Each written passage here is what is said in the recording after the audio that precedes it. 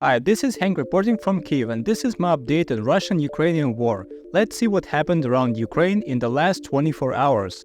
Russian propaganda wins. Crimean platform. 200 military cars burned. Ukrainian soldier in Russian ad. IRC crew under fire. Ship with grain attacked. The story of the Russian propaganda film Russians at War, which was filmed for $400,000 using Canadian taxpayers' money, continues. In the photo you can see protesters with signs saying Russian propaganda advertised by TIFF. This was photographed at a protest in Canada. TIFF is a Canadian festival. After the demonstration, the Canadian media TVO released a statement that they listened to the opinion of protesters and would not broadcast this film. This picture shows TVO's response, but the point is that the main resources for showing are TIFF and Rogers, who reacted at least strangely. Rogers simply blocked their Instagram profile from being shown in Ukraine. I go to profile but I can't open it because I'm using a Ukrainian internet operator.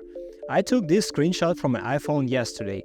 That is, Rogers understands that they are going to air Russian propaganda with absolute lies, twisted truths, and substitution of facts. They literally say in this so-called documentary, "We did not see any war crimes, we just came with weapons to a foreign country."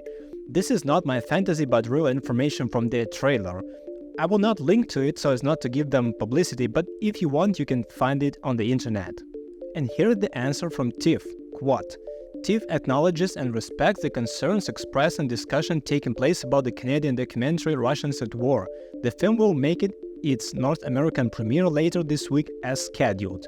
This documentary is an official Canada-France co-production with funding from several Canadian agencies at both the federal and provincial level. Out of understanding is that it was made without the knowledge of participation of any Russian government agencies. In our view, in no way should this film be considered Russian propaganda, end quote. Wow, we understand that we are showing you propaganda, but let's just not call it that, we don't care. Note that they call it a Canadian-French documentary despite the fact that it was filmed by a Russian. They deny any connection with any Russian agencies, but Anastasia Trofimova, the author, literally worked for 6 years at the main Russian propaganda channel Russia Today.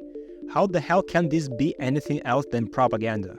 As a cultural institution, we stand for the right of artists and cultural workers express fair political comment freely and oppose censorship. Oh yeah, they linked freedom of speech to this. Such a slippery formulation. We believe that we can show war crimes as work of art. In other words, I am an artist, this is how I see it. In the same way, we can say that Putin and his soldiers are actors and the war is an art performance. Don't dare to oppress their freedom of expression. You don't understand, this is different. Ah, how disgusting. We understand and deeply feel the suffering of Ukrainian people as a result of illegal Russian invasion. As we engage with the art made at this politically charged time, we are guided by the democratic values of freedom of consciousness, opinion, expression, and peaceful assembly as protected in the Canadian Charter of Rights and Freedoms for all Canadians, including Canadian artists. Pay attention to the wording of this sentence. The first part, we deeply feel your pain and we feel sorry for Ukrainians and war is bad. No, you don't feel anything like that. You haven't received messages about death of loved ones, about your city being razed to the ground, about your pets being burned alive in your house. Don't lead me with pseudo empathy. The second part, at this difficult time we fight for democratic values. How can whitewashing war crimes be considered democratic values? It's the same as not calling a murderer so as not to hurt his feelings. The third part, pay attention, I'll slow down here. They shift the focus of responsibility from themselves to the phrase, as protected in the Canadian Charter of Rights and Freedoms for all Canadians, including Canadian artists. In this way, they remove responsibility for their support of this lie and shift responsibility to the Canadian Charter of Rights and Freedoms, as if they allowed it, we have nothing to do with it. What a dirty game they play. What do we have? TV refused to show this nonsense. The Venice Film Festival, TIFF and Rogers decided that rebels do not smell of blood and do not care about people's opinion. On the 13th of September, there will be a demonstration in Toronto against screening of this vile film. If you or your friends are anywhere nearby, please come support the protesters and make a contribution to the resistance to Russian propaganda. You can see that they are ready to lie about anything and cover it with We have not seen any crimes. On September 11, an important summit, Crimean platform, was held in Kyiv, which was attended by more than 60 high-ranking politicians from different countries. We were personally visited by President of Lithuania Gitanas Nausėda, Prime Minister of Croatia Andrej Plenković, Prime Minister of Latvia Jevika Siliņa. The summit, as you understand, is dedicated to the return of Crimea. The beginning of the summit was dedicated to the genocide and deportation of the Crimean Tatar people. In the video, President Zelensky and the First Lady opened a monument on which 3 dates are highlighted: 1783, 1944, 2014. These are 3 most significant years for the indigenous people of Crimea. In 1783, Russian Empress Catherine signed the document of the annexation of Crimea to the Russian Empire. We can say that this was the first attempt by Russians to take these lands. Before that, the Ottoman Empire owned Crimea for centuries. In 1944, the Soviet government under Stalin deported the Crimean Tatars and began to populate these lands with imported Russians. A famous Ukrainian singer of Crimean Tatar descent, Jamala, won Eurovision in 2016 with the song 1944, which begins with these lines: "When strangers are coming, they come to your house. They kill you and say, 'We are not guilty.'" You see how painful and important this issue is for Crimean Tatars to return home after 10 or 70 or 240 years. I will leave a link to her performance under this video. In 2014, with the second attempt to annex Crimea, the Russian-Ukrainian war began. Let me remind you that 10 years ago, a large number of Russian soldiers in green uniforms without identification marks, who were called green men or polite people, entered Crimea and seized power on the peninsula, and the Crimean Tatars, Krimchaks, Karaites and Ukrainians had to leave the territory, which is officially recognized by the whole world as the territory of Ukraine. I want to note that Turkish President Erdogan at this summit once again emphasized the need to restore justice and return Crimea to Ukrainian control. I single out Erdogan because initially on the 18th century the Ottoman Empire owned Crimea, and now the Turks recognize that this territory is Ukrainian. I know several people from Crimean Tatar community and they emphasize that Crimea is part of Ukraine. Also, they are Muslims and Ukrainians are mostly Christian, but it is the common history and confrontation with the Russian Empire through the centuries that unites us. What interests me is that they do not want to separate to be an independent territory, but a part of Ukraine and Ukrainian society, which is fighting so fiercely for freedom. It is important to understand this. As many say, it all started in Crimea and it will end in Crimea. I've not been there for 12 years and I've not been home in Donbass for 4 years. I wonder how much more time will pass before I can go there with a camera. More than 200 military vehicles have been already burned in Ukraine, reports Police Chief Ivan Behovsky. I mean the burning of vehicles in areas outside of combat, in the rear. A quarter of these vehicles were set on fire by teenagers who were recruited online by Russian agents for money.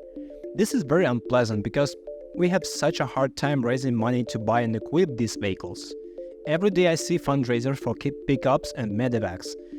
We spend a lot of effort on these vehicles and traitors simply burn them. I have already seen many photos of arrests and I want them to be punished as severely as possible. This is worse than simply burning someone else's property. It is working for the enemy and undermining state security. Yes, I have become more strict in my judgments. We tolerate violations too much. During war, this is a matter of survival. It's more important than a matter of ethics. If you 14-year-old kids burned an expensive military vehicle, they should be sent to correctional work, preferably to restore burned cars or go to a juvenile colony. 14 is the age of a minimum criminal responsibility in Ukraine. Russians steal. Always. You too probably won't praise me for this phrase, but it's a fact. You remember the endless stories from the beginning of the war, how we were all surprised by Russian military trucks full of washing machines and toilets, which they were taken out of Ukraine. In this photo on the left, you can see a poster of the Russian army. Direct translation. Contract service is the choice of true patriots. And in red text, for ours. Apparently meaning go fight for our people. Strong words, especially in the context that the photo shows a Ukrainian soldier saving a Ukrainian child during the evacuation from the city of Irpin in the Kyiv region. You can easily see the camouflage pattern. It's a Ukrainian pixel. Even in a black and white photo, it's clear that this is not a standard Russian camouflage. This is such a primitive case of theft, and probably the Russians really don't have good photos of their soldiers where they are really saving someone and not torturing and raping. While I was finishing the text for this video, Russians attacked a convoy of the International Red Cross in the Donbas region. 3 people, employees of the Ukrainian branch of the International Red Cross, were killed. You can definitely confirm that it is clear from the photo that this is a humanitarian convoy. The huge Red Cross is clear to everyone, but this has never stopped Russians. I'm very sorry that this continues to happen, and the head of the ERC ignores this event and is afraid to speak out loud about Russian crimes. They've been doing this for years. You may think that I'm overly critical of our so-called partners today, but I have attended speeches by representatives of the Red Cross in Ukraine, and it's very unpleasant for me to listen to them justify their inaction or cooperation with the occupiers. After the news about the attack on the convoy, information came about an attack on a ship with grain, which was heading from a Ukrainian port to Egypt via the Black Sea. Another terrorist attack by the Russians. They want to rule everyone around them, if not with blood, then with food. No conclusions, just facts. Last night was long. From midnight to 6 a.m. I woke up 10 times from the sound of a siren, then from the sound of a jet flying by, then from a shooting at drones. Considering that all this was accompanied by rain with thunder and lightning, I can say that it was quite an experience. Nevertheless, I'm glad that I'm still alive.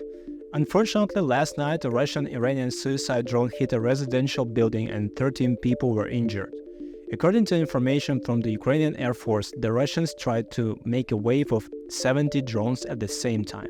At the moment, I have not heard a major damage except for this house in the border region of Sumy. Perhaps this was an attempt to intimidate foreign delegations that visited Kyiv yesterday. Also this week, there was a presentation of a new iPhone which angered me terribly because they showed the Russian war game as an example of how fun it is to play on a new smartphone. The premiere was watched by 25 million people and everyone is okay with Apple advertising a Russian war game while Russians literally killing civilians in Ukraine. I haven't made a blog about this news, but then I deleted it because it really makes me too angry. If I were to make a short summary of what is happening in Ukraine today, I would say this. The war continues, the front is crippling toward our cities, the Russians continue to terrorize us with drones and missiles at night. We continue to burn their military factories where we can reach them. Our partners support us and still afraid to give us permission to fully respond to Russian airstrikes. The show goes on. Thanks to everyone who watched these videos. If you want to support my work, you can find all the links below. This was my update on the Russian-Ukrainian war for day number 932. Take care and I hope to see you tomorrow.